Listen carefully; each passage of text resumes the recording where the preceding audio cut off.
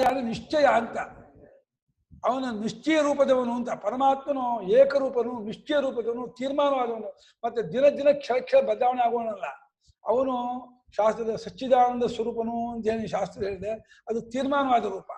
ಮತ್ತೆ ಅದಕ್ಕೆ ಅಮೆಂಡ್ಮೆಂಟು ಅದು ಬದಲಾವಣೆ ಆಗಿಲ್ಲ. ಎಂದೆಂದಿಗೂ ನಿಶ್ಚಿತ ರೂಪದವನು, ಏಕರೂಪದವನು, ತೀರ್ಮಾನವಾದವನು ಅಂತ ವ್ಯವಸಾಯ. ಅದು ವ್ಯವಸಾಯಾತ್ಮಕ ಬುದ್ಧಿ, ನಿಶ್ಚಯಾತ್ಮಕ ಬುದ್ಧಿ ಅಂತಲ್ಲ. ಅವನು ಏಕಪ್ರಕಾರವಾಗಿ ಪರಿಷತ್ತುಗಳಿಂದ ಯೋಗಿಗಳನ್ನು ಇಂಥವನು ಈ ರೀತಿ ತೀರ್ಮಾನವಾದ ಸ್ವರೂಪದವನು. ಅವನು ಸರ್ವರಿಗೂ ಆತ್ಮನಾಗಿ, ಸರ್ವಾತ್ಮಕನಾಗಿ, ಅಂತರ್ಯಾಮಿಯಾಗಿ ಇರ್ತಕ್ಕಂಥವನು ಅಂತೇಳಿ ಆ ರೀತಿ ತೀರ್ಮಾನವಾಗಿರ್ತಕ್ಕಂಥ ಸ್ವರೂಪದವನು, ವ್ಯವಸಾಯ ರೂಪದವನು. ಇವರು ವ್ಯವಸಾಯನ ಬೇಸಾಯಕ್ಕೆ ಬೆಳೆಸುತ್ತಾರೆ ಭೂಮಿಯನ್ನ. ಅದರ ಅರ್ಥ ಇದೆ ಸಂಸ್ಕೃತದಲ್ಲಿ ನಿಶ್ಚಯ ನಿರ್ಣಯ ಅರ್ಥ ಉಂಟು. ಭಗವಂತ ನಿಶ್ಚಿತವಾದ ರೂಪದವನು ಅಂತ ಅರ್ಥ ಮಾಡಬೇಕು. ಅದು ಕರೆಕ್ಟ್. ತೀರ್ಮಾನವಾದ ವ್ಯವಸಾಯ ಅಂತ ಜಮೀನು ಮಾಡುವಂತ ವ್ಯವಸಾಯ ಅಲ್ಲ ಇದು. ವಿ ಅವಸಾಯ, ವಿ ಅನ್ನೋದೊಂದು ಉಪಸರ್ಗ, ಅವಾದ ಒಂದು ಉಪಸರ್ಗ, ಶೋ ಅಂತ ಕರ್ಮಣಿ ಅಂತ ಒಂದು ಅರ್ಥ. ನಿರ್ಣಯ ಮಾಡೋದು, ತೀರ್ಮಾನ ಮಾಡೋದು ಅಂತ. ವಿಶೇಷವಾಗಿ ಸ್ಪಷ್ಟವಾಗಿ ಗೊತ್ತು ಮಾಡಬೇಕಾದ, ಗೊತ್ತಾಗಿ ಬಂದವನು, ತಿಳಿದು ಬಂದವನು ಅಂತ. ಅದು ಪ್ರತಿಬುದ್ಧ ಸ್ವರೂಪ ಅಂತ.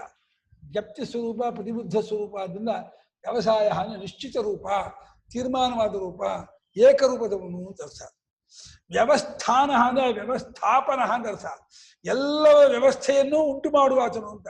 ಯಾವ ಗಾಳಿ ಈ ರೀತಿ ಇರಬೇಕು, ಆಕಾಶ ಇರಬೇಕು, ನೀರು ಹೀಗಿರ್ಬೇಕು, ಬೆಂಕಿ, ಪ್ರತಿ ಪಂಚಭೂತಗಳ ವ್ಯವಸ್ಥೆ, ಮತ್ತು ಜನರಿಗೆ ವ್ಯವಸ್ಥೆ, ಪ್ರಕೃತಿಯ ವ್ಯವಸ್ಥೆ, ಎಲ್ಲವನ್ನೂ ಉಂಟು ಮಾಡುವಾತನು. ವ್ಯವಸ್ಥಾನ ಅಂದ್ರೆ ವ್ಯವರೂಪ. ಈ ಅವಸ್ಥಾಪಯಿತಿ ಇದು ವ್ಯವಸ್ಥಾನ ಅಂತ. ಚೆನ್ನಾಗಿ ಎಲ್ಲವನ್ನು ಆಯಾಯ ರೂಪದಿಂದ ಗೊತ್ತು ಮಾಡಿಟ್ಟಿದ್ದಾನೆ ಅಂತ. ಸಮುದ್ರವು ತನ್ನ ಮೇಲ್ದಪ್ಪದೇನೆ ಅಲ್ಲೇ ಇರಬೇಕು, ಹುಚ್ಚಾಪಟ್ಟ ಬಂದ್ಬಿಟ್ಟು ಏನೋ ಮುಳುಗಿಸ್ತೀನಿ ಅಂತ ನಂಬಲಾಗಿಲ್ಲ. ಸುನಾಮಿ ಬಂದ ಕಾಲ ಅದು ಅವನ ಸಂಕಲ್ಪವೇ.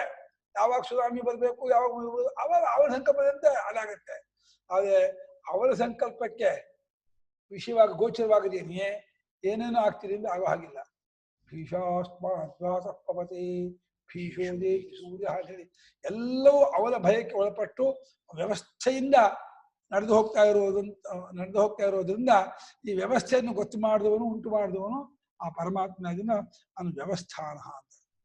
ಇನ್ನು ಸಂಸ್ಥಾನ ಅಂದೇನು, ಎಲ್ಲಾ ಆಕಾರ ರೂಪದಲ್ಲೂ ತೋರುತ್ತಿರುವ ಆತನು ಅಂತ. ಸಂಸ್ಥಾನ ಅಂದ್ರೆ ಆಕಾರ ಅಂತ ಅರ್ಥ. ಎಲ್ಲಾ ನಾಮರೂಪ ಆಕಾರಗಳನ್ನು ತೋರುತ್ತಿರುವ ಆತನು ಅವನೇ ಆಚರಿಂದ ಅವನು ಸಂಸ್ಥಾನ. ಈ ಗಿಡಮರ ಬಳ್ಳಿ ರೂಪದಿಂದಲೂ, ಪಶುಪಕ್ಷಿ ರೂಪದಿಂದಲೂ, ಎಲ್ಲಾ ಸ್ಥಾವಜಂಗ ರೂಪದಿಂದಲೂ ಅವನು ತೋರುವಾದನು. ಅದು ಇಲ್ಲ.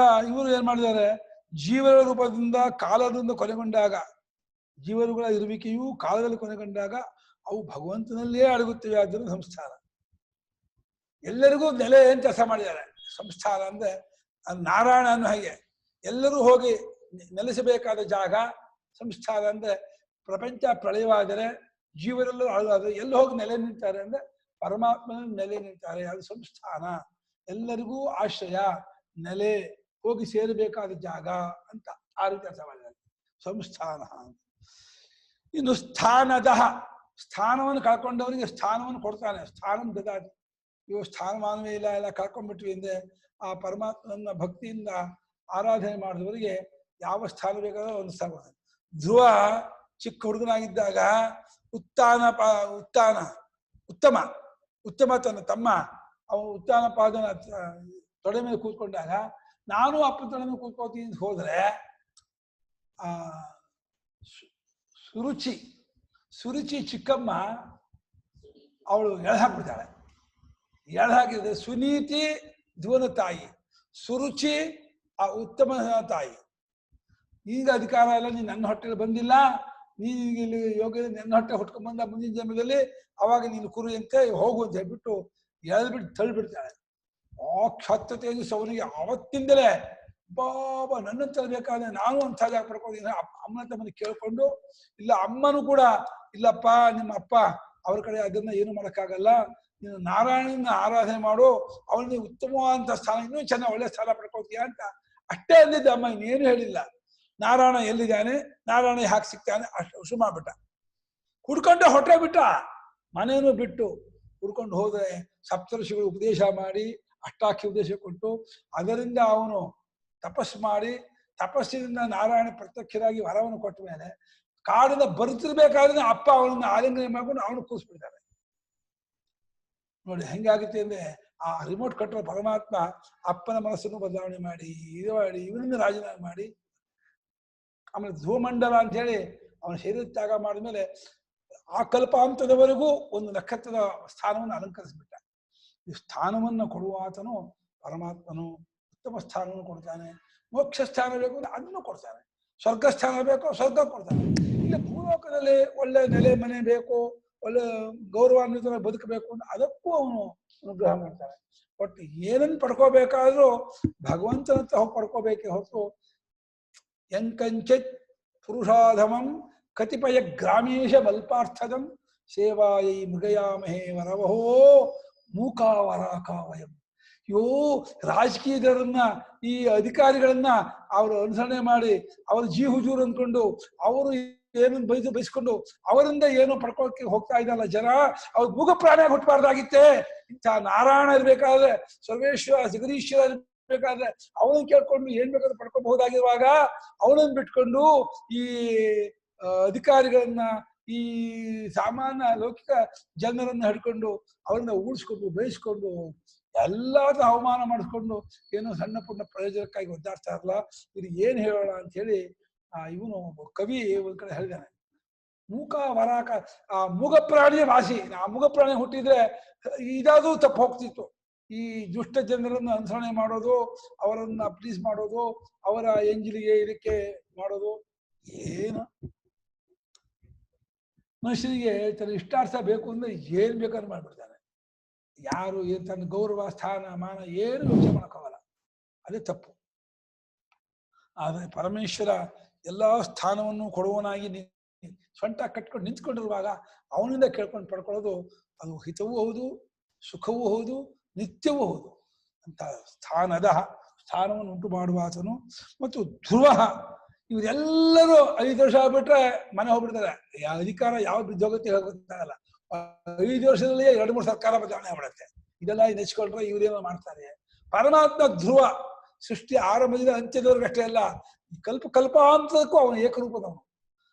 ಹಾಗೆ ಅವನನ್ನು ನಾವು ಆಶ್ರಯಿಸಿಕೊಂಡ್ರೆ ಧ್ರುವವಾದ ಫಲ, ಖಡಾಖಂಡಿತವಾದ ಫಲ ಎರಡು. ಫಲವೂ ತುಂಬಾ ದಿವಸ ಇರುತ್ತೆ, ಫಲವು 100ಕ್ಕೆ 100 ಆಗೇ ಆಗತ್ತೆ.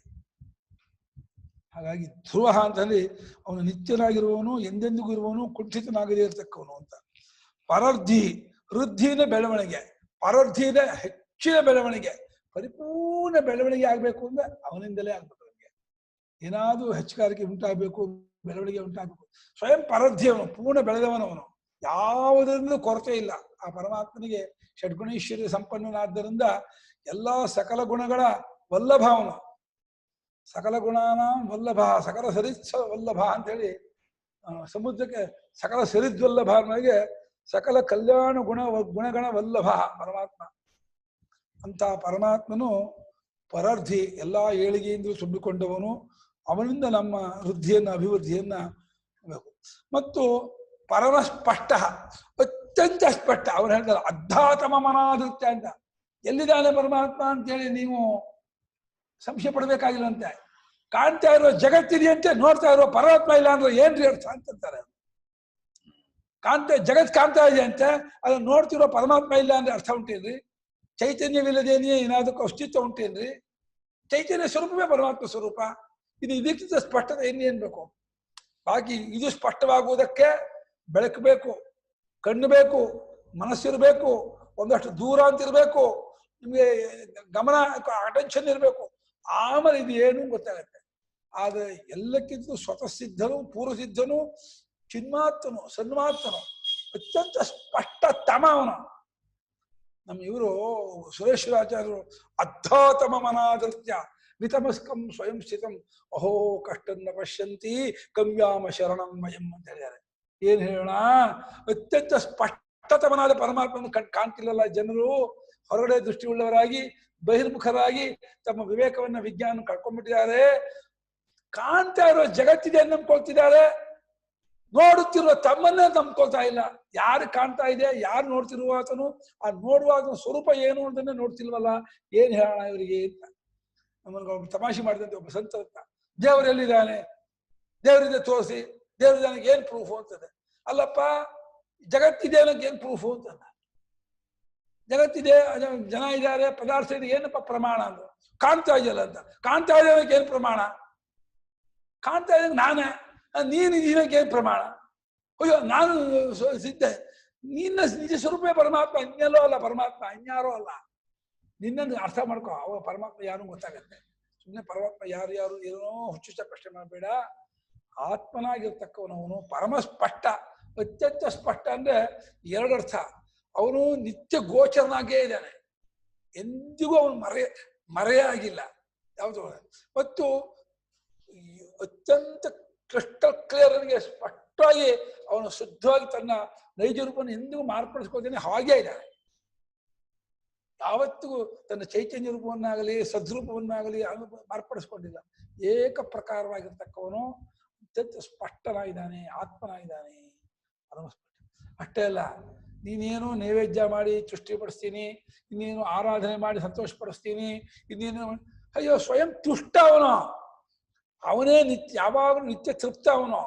ಅವನಿಗೆ ನೀನು ತೃಪ್ತಿಪಡಿಸ್ಬೇಕಾಗಿಲ್ಲ. ನೀನು ನಿನ್ನ ಪ್ರೇಮವನ್ನು ವ್ಯಕ್ತಪಡಿಸುವುದಕ್ಕಾಗಿ ಏನಾದ್ರೂ ಮಾಡ್ತೀನಿ ಅಂತಂದ್ರೆ ಅದನ್ನ ಮಾಡಿಸ್ಕೊಳ್ತಾನೆ ಹೊರತು ನಿನ್ನ ಪ್ರೇಮಕ್ಕೆ ಹೋಲಿದು ನೀನು ಮಾಡುವ ನೈವೇದ್ಯದಿಂದ ಅವನು ಸೃಷ್ಟನಾಗೋದಲ್ಲ.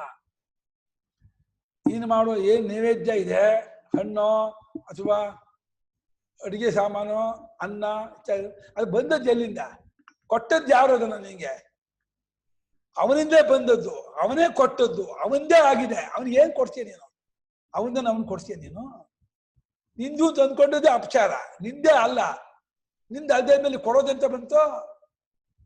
ಆದರೂ ಅಭಿಮಾನದಿಂದ ನಂದು ನೀನು ಅಂದ್ಕೊಂಡು ವ್ಯವಹಾರ ಮಾಡ್ತಿದ್ದಾಗ ಅಭಿಮಾನ ಬಿಟ್ಟು ಪರಮಾತ್ಮ ಈ ಮಾವಿನ ಹಣ್ಣು ಆಮ್ರಫಲಂ ರಕ್ಷಸ್ವ, ಕದಲಿ ಫಲಂ ರಕ್ಷಸ್ವ, ನಾರಿಕೇಲ ಫಲಂ ರಕ್ಷಸ್ವ, ಗೋಧೂಮ ಭಕ್ಷ್ಯಂ ರಕ್ಷಸ್ವ, ಏನಕ್ಕೆ ಆಯ್ತಪ್ಪ ಅಂತ ನೀನು ಯಾವ ರೀತಿ ಕೊಡ್ತಿದೀಯಾ, ನಿನ್ನ ಹೃದಯಕ್ಕೆ ಸಾಕ್ಷಿಯಾಗಿರೋದ್ರಿಂದ ನಿನ್ನ ಪ್ರೇಮ ಎಷ್ಟು ಪರೀಕ್ಷೆ ಮಾಡಿ ಅವನು ತಗೊಳ್ತಾನೆ.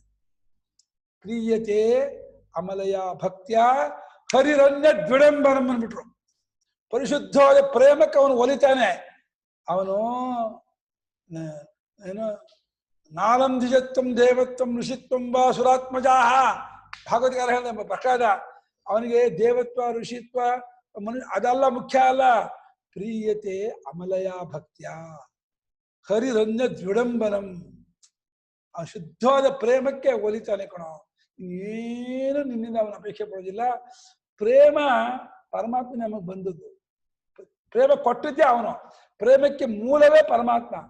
ಪರಮಾತ್ಮನು ಆನಂದ ಸ್ವರೂಪನಾಗಿ ನಮ್ಮ ಅಂತಃಕರಣ ತಟ್ಟೆ ಮೇಲೆ ಪ್ರತಿಫಲಿತವಾದಾಗ ಅದು ಪ್ರೇಮಾಕಾರವಾಗಿ ತೋರ್ಕೊಳ್ಳುತ್ತೆ. ಚೈತನ್ಯ ಸ್ವರೂಪವಾದ ಪರಮಾತ್ಮನು ನಮ್ಮ ಬುದ್ಧಿಯಲ್ಲಿ ಸೇರಿಕೊಂಡಾಗ ಜ್ಞಾನಾಕಾರವಾಗಿ ತಿಳ್ಕೊಳ್ತಾನೆ. ಹಾಗೆ ನಮ್ಮ ಬುದ್ಧಿಯಲ್ಲಿರುವ ಜ್ಞಾನಕ್ಕೂ ಅಥವಾ ಹೃದಯದಲ್ಲಿರುವ ಪ್ರೇಮಕ್ಕೂ ಮೂಲ ಪರಮಾತ್ಮನೇ. ಎಲ್ಲಿಂದ ಪ್ರೇಮ ಬಂತೋ ಪ್ರೇಮವನ್ನು ಅಲ್ಲಿಗೆ ಕೊಟ್ಟರೆ ಅದಕ್ಕೆ ಒಳ್ಳೆ ರಿಸಲ್ಟ್ ಬರುತ್ತೆ, ಒಳ್ಳೆ ಫಲ ಆಗುತ್ತೆ. ಅದೇ ಆ ಪ್ರೇಮವನ್ನ ತಪ್ಪಾದ ಜಾಗದಲ್ಲಿ ಇಟ್ಟರೆ, ಧನ ಕನಕ ವಾಹನ ವಸ್ತು ಮೇಲೆ ಪ್ರೇಮ ಇಟ್ಟರೆ ಅದಕ್ಕೆ ಮೋಹ ಅಂತ ಹೆಸರು. ಅದು ಅವಿವೇಕ, ಅದು ದುಃಖ, ಅದು ಭಯ, ಅದು ಕಷ್ಟ ಕಾರಣವಾಗುತ್ತೆ. ಅದರಿಂದ ಬಹಳ ಬೇಗನೆ ಸಂತೋಷ ಪಡಿಸಬಹುದಾದವನು ತುಷ್ಟ, ಅತ್ಯಂತ ತಪ್ತನವನು, ಸ್ವಯಂ ಪರಿಪೂರ್ಣ ತೃಪ್ತ, ನಿತ್ಯ ತೃಪ್ತನಾಗಿದ್ದಾನೆ ತುಷ್ಟ. ಸ್ವಯಂ ಅಷ್ಟೇ ಅಲ್ಲ, ಅವನಿಗೆ ನಿನಗೆ ಇದ್ರಲ್ಲಿ ಇದು ಮಾಡ್ತಾನಲ್ಲ,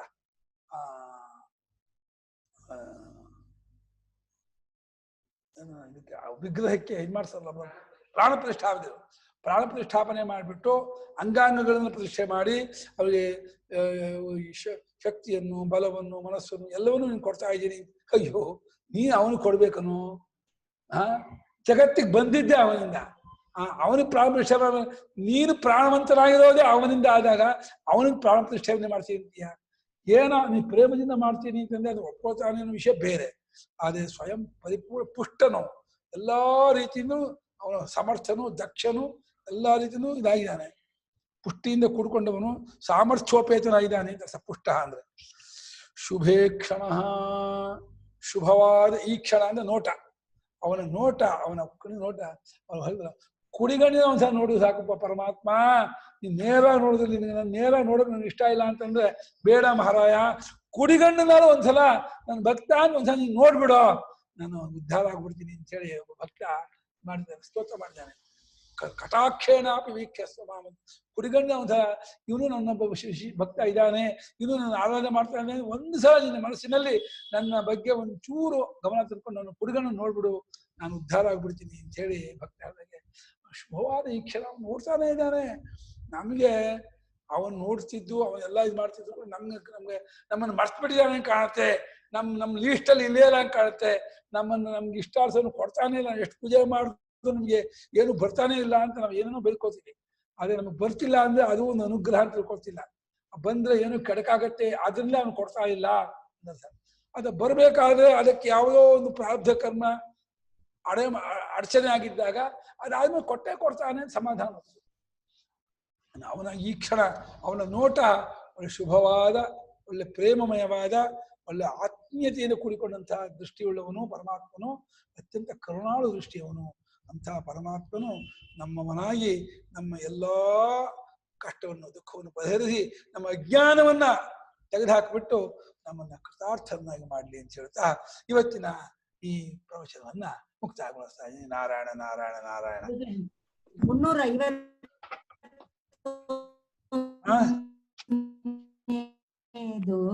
ಮಹರ್ದಿರ್ ವೃದ್ಧ ಅಂತ ಬರುತ್ತೆ, ಇಲ್ಲಿ ಮಹರ್ದಿರ್ ವೃದ್ಧ ಅಂತ ಬರುತ್ತೆ, ಮತ್ತೆ ಈಗ ಪರರ್ದಿಹಿ ಅಂತ ಬರುತ್ತೆ 389. ಎರಡಕ್ಕೂ ಒಂದೇ ಅರ್ಥನ ಬರುತ್ತಾ? ಅಲ್ಲ, ಪರರ್ಧಿ 389 ವೃದ್ಧಿನ ಬೆಳವಣಿಗೆ ಹೆಚ್ಚಾಗಿ ಬೆಳ್ಕೊಂಡವನು ಪೂರ್ಣ ಬೆಳೆದನು.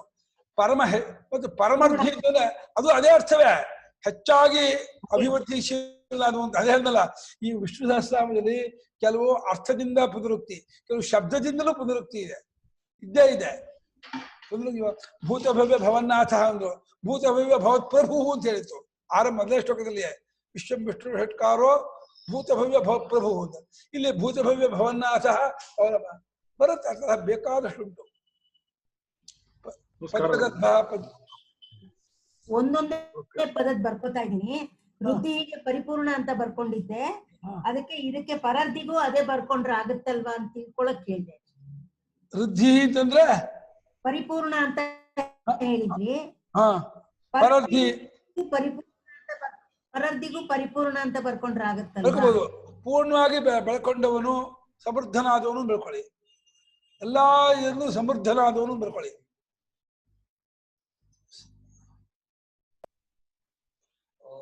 ಗುರುಗಳೇ, ಈ ವೀಕ್ಷರು ಅನ್ನೋದಕ್ಕೆ ಒಂಚೂರು ಹೇಳಿ ಗುರುಗಳೇ. ವೀಕ್ಷರು ಕ್ಷರ ಅಂದ್ರೆ ಸವಿಯೋದು, ನಾಶವಾಗೋದು ಅಂತ. ಅದಿಲ್ಲದವನು ವಿಕ್ಷರ, ಸವತವಿಲ್ಲ ನಾಶವಿಲ್ಲದವನು ಅಂತ. ರೋಹಿತಾನಕ್ಕೆ ಭಾಷ್ಯಕಾರರು ಕೆಂಪು ಮೀನು ರೂಪದಿಂದ ವಿಶ್ವವನ್ನು ಕಾಪಾಡುವನು ಅರ್ಥ ಮಾಡಿದ್ದಾರೆ. ರೋಹಿತ ರೂಪದವನು ಆದಿತ್ಯ ಕೆಂಪಾಗಿ ಉದಯಕಾಲ ತೋರ್ತಾನಲ್ಲ, ಆ ರೂಪದಿಂದ ಬರುವವನು ಅಂತ ಅರ್ಥ ಮಾಡ್ಬೋದು. ರೋಹಿತ ರೂಪದವನು ಅದು ಅಗ್ನಿಯ ರೋಹಿತ, ಅದು ಅರ್ಥ ಮಾಡ್ಕೋಬಹುದು. ನಮಸ್ತೆ ಗುರುಗಳೇ. ರಾಮ್ ರಾಮ್. ಅಂದ್ರೆ ಮೋಕ್ಷ ಮಾರ್ಗದವನು ಅಂತ. ಮೋಕ್ಷ ಮಾರ್ಗ ಹೇಳಿಮ್ಮ, ಒಳ್ಳೇದಮ್ಮ. ಅಷ್ಟೆಷ್ಟು ಸಮಸ್ತ ಸನ್ಮಂಗಲಾನಿ. ಗುರುಗಳೇ ನಮಸ್ಕಾರ. ಸುಮಾರು ಸವಿತಾ ಮತ್ತು ಮಕ್ಕಳು ಮುತ್ತೂರಿಗೆ ಹೋಗಿದ್ದಾರೆ. ಗೋದಾನ ಮುತ್ತೂರಲ್ಲಿ ನಿಮ್ಮ ವೀಕ್ಷರು ಅಂದ್ರೆ ಸವಿತವಿಲ್ಲ, ನಿಮ್ಮ ರೂಮಲ್ಲಿದ್ದಾರೆ. ಇಲ್ಲಿಂದ ಅವರ ಕಾರ್ಯ